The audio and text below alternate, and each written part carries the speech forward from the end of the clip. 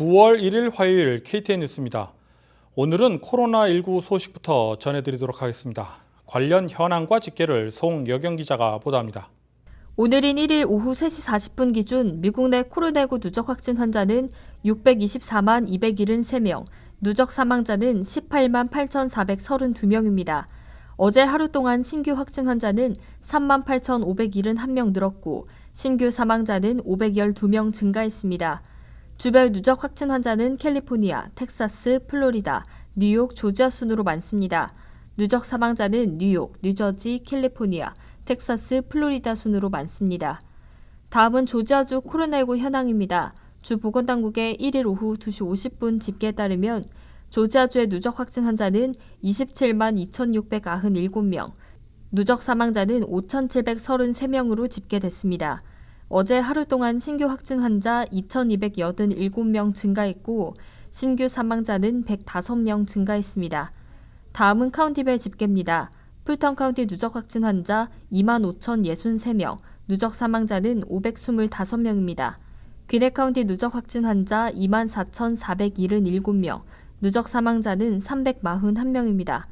카 카운티 누적 확진 환자 17,097명, 누적 사망자는 395명입니다. KTN 뉴스 송여경입니다. 조지아주의 8월 코로나19 신규 확진자 수가 내려간 반면 신규 사망자는 급증했습니다.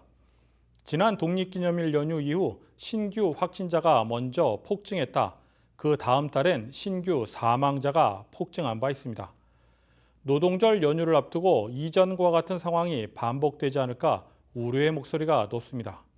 계속해서 송여경 기자가 보도합니다.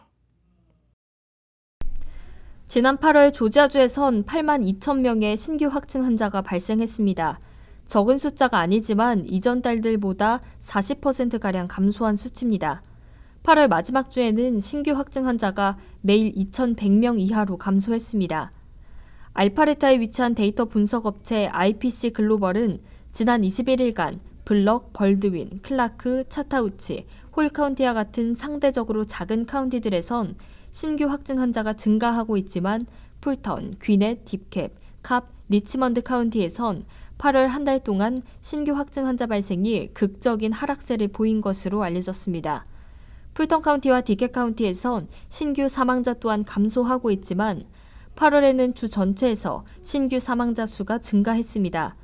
IPC 글로벌 측은 조지아주의 신규 사망자 수가 지난달 대비 42%가 늘었고 하루 평균 67명 늘었다고 말했습니다. 또 조지아주에서 학교 대면 수업이 재개되면서 두드러지게 확진 사례가 증가하진 않았다고 강조했습니다. 조지아주의 코로나19 신규 확진 사례는 7월 4일 독립기념일 이후 폭발적인 증가세를 보였습니다. 다가오는 노동절 연휴를 앞두고 팬데믹 기간 동안 반복됐던 연휴 후 폭증세가 이제는 멈춰야 한다는 우려의 목소리가 나오고 있습니다. KTN 뉴스 송여경입니다. 브라이언 캠프 주지사는 31일 조지아주의 공중보건 비상사태와 경제 재개 지침을 연장했습니다. 공중보건 비상사태는 10월 10일까지, 경제 재개 지침은 9월 15일까지로 연장했습니다. 50명 이상의 모임을 제한하는 등의 내용은 이전 지침과 대부분 같습니다. 한때 조지아 정부가 교사들의 필수시설 근로자로 지정한 것을 고려 중인 것으로 알려졌으나 이번 지침에는 관련 내용이 포함되지 않았습니다. 캠프 주지사 측은 아직 해당 안건에 대해 검토 중이라고 밝혔습니다.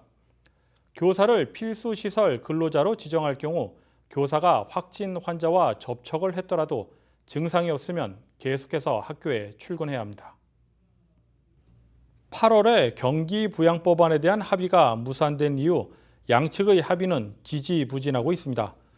협상을 진행 중인 민주당과 백악관의 당국자들은 주정부 지원의 예산 규모가 가장 큰 쟁점이라고 밝혔습니다. 김용성 기자가 보도합니다. 8월에 경기부양법안에 대한 합의가 무산된 이후로 양측의 논의는 지지부진하고 있습니다. 지난주 민주당 낸시 펠로시 하원 의장과 마크 메다우스 백악관 비서실장이 25분간 전화통화를 나눴지만 논의가 다시 시작되지는 않았습니다. 주 정부에 대한 지원 예산이 협상의 가장 큰 쟁점인 것으로 보입니다.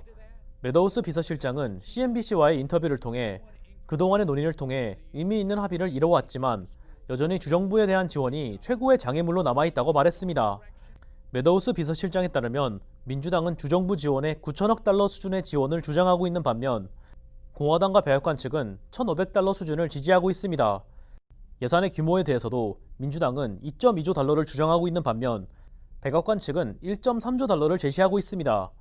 한편 상원이 8일에 복귀할 예정인 가운데 공화당은 다음 주에 실업수당과 학교 지원 등 일부 내용만 포함된 5천억 달러 규모의 경기 부양 법안에 대해 표결을 진행할 전망입니다.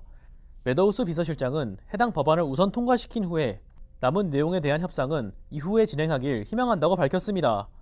하지만 민주당은 법안을 여러 개로 나누는 것에 대해 반대하고 있으며 하나의 법안을 통과시켜야 한다는 입장입니다.